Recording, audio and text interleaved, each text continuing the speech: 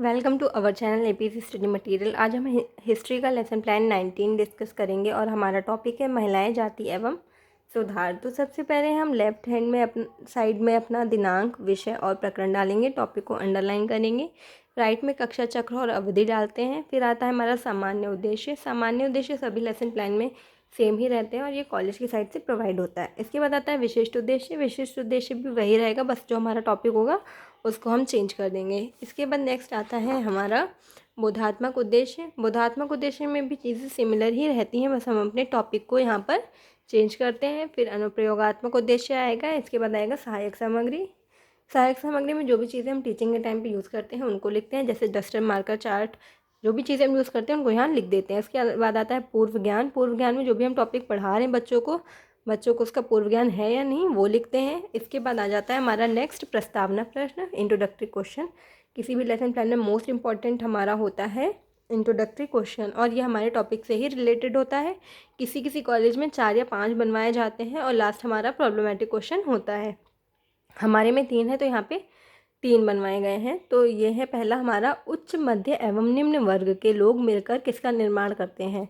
बच्चे उत्तर देंगे उच्च, मध्यम एवं निम्न वर्ग के लोग मिलकर समाज का निर्माण करते हैं। दूसरा है समाज में कौन कौन से लोग रहते हैं, तो उत्तर है समाज में स्त्री, पुरुष आदि लोग रहते हैं। इसके बाद आता है समाज में स्त्रियों के सुधार के लिए किस प्रकार के कार्य किए गए हैं। तो बच्चे इसका उत्तर नहीं दे पाएंगे तो ये हमारा प्रॉब्लमेटिक क्वेश्चन होगा। यहाँ पे है उद्देश्य कथन में समाज में स्त्रियों के सुधार के लिए निम्न प्रकार के कार्य किए गए हैं। आज हम लोग महिलाएं, जाति एवं सुधार नामक पाठ का विस्तार पूर्वक अध्ययन करेंगे।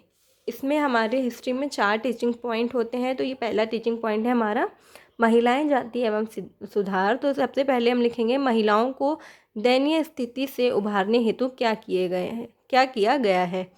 और दूसरा क्वेश्चन है आज से 200 साल पहले महिलाओं की स्थिति कैसी थी। तो बच्चे इसका अनक्लियर रिस्पॉन्स करेंगे तो हम यहाँ पे स्पष्टीकरण कथन में लिखेंगे कि आज से 200 साल पहले हालात बहुत भिन्न थे। ज़्यादातर बच्चों की शादी बहुत कम उम्र में ही कर दी जाती थी। हिंदू व मुसलमान दोनों धर्मों के पुरुष एक से ज़्यादा पत्नियां रख सकते थे। देश के कुछ भागों में विधवाओं से ये उम्मीद की जाती थी कि वे अपने पति की चिता के साथ ही जिंदा जल जाएं। इस तरह स्वेच्छा से या ज़बरदस्ती मार दी गई महिलाओं को सती कहकर महिमा मंडित किया जाता था। सती शब्द का अर्थ ही सदाचारी महिला था। संपत्ति पर भी महिलाओं के अधिकार बहुत सीमित थे। शिक्षा तक महिलाओं की कोई पहुंच नहीं थी। लोगों का विश्वास था कि अगर औरत पढ़ी लिखी होगी तो वह जल्दी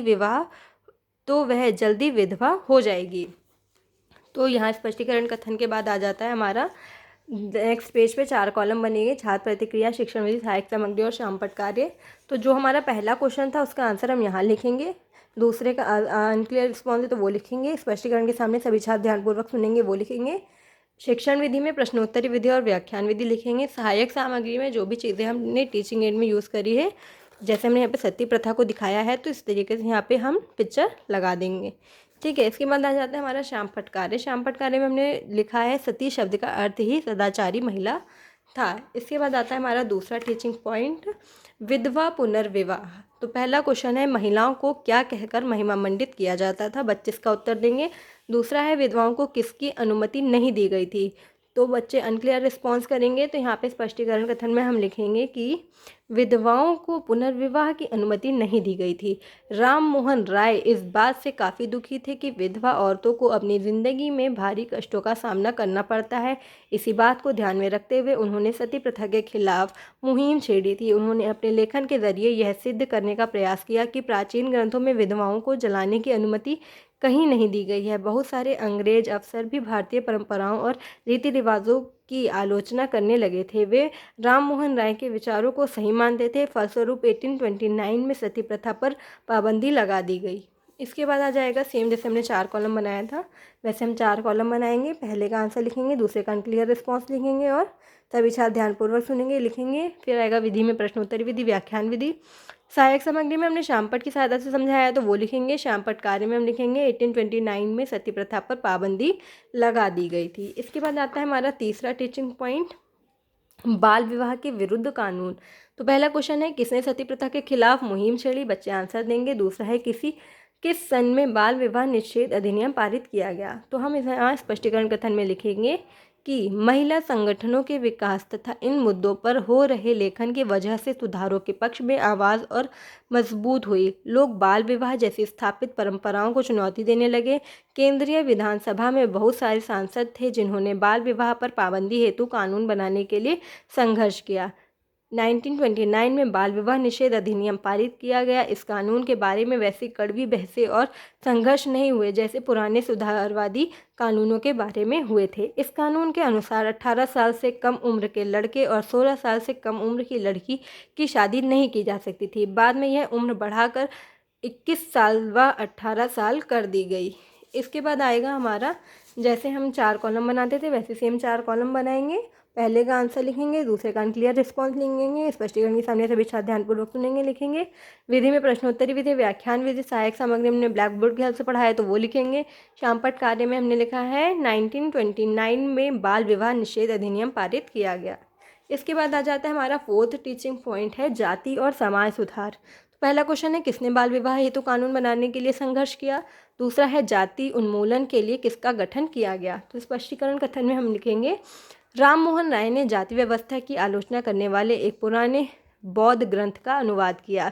प्रार्थना समाज भक्ति परंपरा का समर्थन था जिसमें सभी जातियों की आध्यात्मिक समानता पर जोर दिया गया था। जाति उन्मूलन के लिए काम करने के लिए बम्बई में 1840 में परमहंस मंडली का गठन किया गया। इन सुधारकों और सुधार संगठनों के सदस्यों में से बहुत सारे ऊंची जातियों के लोग थे।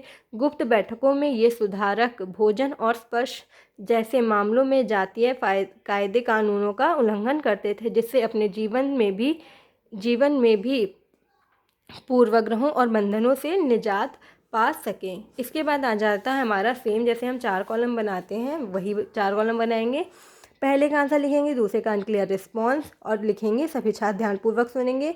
शिक्षण विधि में प्रश्नोत्तरी विधि, व्याख्यान विधि, सहायक सामग्री में हमने यहाँ पे राम मोहन राय की इस तरीके से पिक्चर दिखाई है तो वो दिखाएंगे हम यहाँ पर। इसके बाद आता है शामपट कार्य में हमने लिखा है कि बम्बई में 1840 में परमहंस मंडली का गठन किया गया। इसके बाद आ जाता है हमारा बोधात्मक प्रश्न। जो भी हमने 4 टीचिंग पॉइंट पढ़ाए हैं उन्हीं से ही हम एक एक करके बोधात्मक प्रश्न भी बनाते हैं। तो पहले से हमने लिखा है, सती शब्द का अर्थ क्या होता है। दूसरा है, किस सन में सती प्रथा पर पाबंदी लगा दी गई। थर्ड है, बाल विवाह निषेध अधिनियम कानून के अनुसार कितने साल के कम उम्र के लड़के व लड़कियों का विवाह नहीं किया जा सकता था। फोर्थ है, किस सन में परमहंस मंडली का गठन किया गया। तब अब आता है हमारा शामपट कार्य में। सबसे पहले हम लिखेंगे लेफ्ट में दिनांक विषय प्रकरण, टॉपिक को अंडरलाइन करेंगे। राइट में कक्षा चक्र और अवधि लिखेंगे। फिर हम लिखेंगे पहले का आंसर, सती शब्द का अर्थ है सदाचारी महिलाएं होता है। दूसरा है 1829 में सती प्रथा पर पाबंदी लगा दी गई। फिर है 18 साल से कम उम्र के लड़के व 16 साल से कम उम्र की लड़की का विवाह नहीं किया जा सकता था। फोर्थ है 1840 में परमहंस मंडली का गठन किया गया। इसके बाद आ जाता है हमारा नेक्स्ट पर्यवेक्षण। तो सबसे पहले हम लिखेंगे, छात्र अध्यापिका छात्रों को शामपट पर किए गए कार्य को अपने उत्तर पुस्तिका में उतारने का निर्देश देते हुए निरीक्षण करेगी। इसके बाद आता है हमारा पुनरावृत्ति प्रश्न। पुनरावृत्ति प्रश्न हमारे जो भी 4 टीचिंग पॉइंट थे उन्हीं से ही हम एक एक करके पुनरावृत्ति प्रश्न बनाते हैं। यहाँ पे हमने रिक्त स्थान लिए हैं, आप टिक द करेक्ट ऑप्शन या फिर मैच द फॉलोइंग्स भी बना सकते हैं। इसके बाद आता है हमारा गृह कार्य। गृह कार्य में हमने लिखा है कि महिलाओं की स्थिति सुधारने के लिए क्या प्रयास किए गए, लिखकर याद करें। तो यहाँ पे गृह कार्य देने के बाद हमारा एक लेसन प्लान कंप्लीट हो जाता है। हमारी इस वीडियो से अगर आपको अपना लेसन प्लान बनाने में हेल्प मिलती है तो हमारे चैनल को लाइक, शेयर एंड सब्सक्राइब करें। Thank you.